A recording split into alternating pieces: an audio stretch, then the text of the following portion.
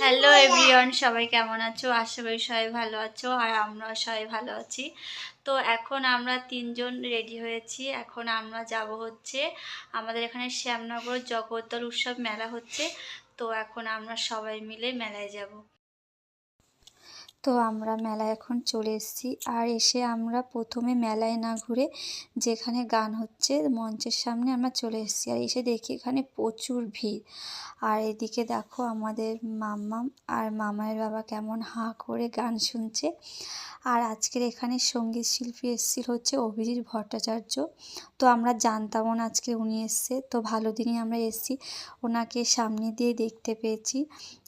তো সবসময় ওনাকে টিভির পর্দায় দেখি, তো আজকে সামনে দিয়ে দেখে খুব ভালো লাগলো। তারপরে আমরা গান 2-3টে শোনার পরে তারপরে আমরা মেলায় একটু ঘুরছিলাম। আর এখানে দেখতে পাচ্ছ শাড়ির দোকান। তো অনেক সুন্দর সুন্দর শাড়ি ছিল, কিন্তু শাড়িগুলোর প্রচুর দাম ছিল। তো তারপর আমরা একটা খাবারের দোকানে চলে এসেছি। এখানে এসে একটা চাউমিন আর হচ্ছে রোল অর্ডার করেছিলাম। তো ওটা খাওয়া দাওয়ার পরে আবার একটু মেলায় ঘুরছিলাম। তো এখানে এসে দেখি একটা পিঠের দোকান বসেছে। তো এখানে অনেক রকমের পিঠে ছিল। তো আমরা ক্ষীরের মালাই পুরিটা অর্ডার করেছিলাম। তো এই যে দেখতে পাচ্ছ পিঠেটা খেতে বেশ ভালোই ছিল, কিন্তু মিষ্টিটা কম ছিল।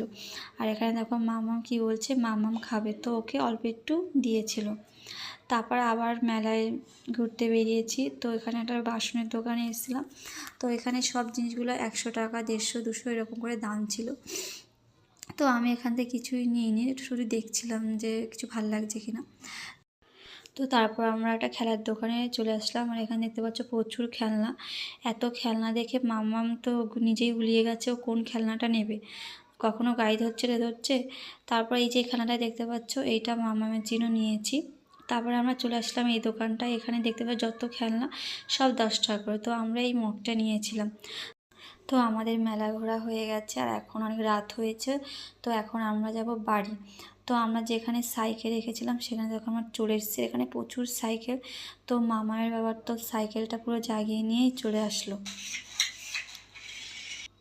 তো আমরা এখন বাড়ি চলে এসেছি। আর মামাম আর মামা বাবা দেখো কি করছে, এখানে ট্রেন গাড়ি বানাচ্ছে।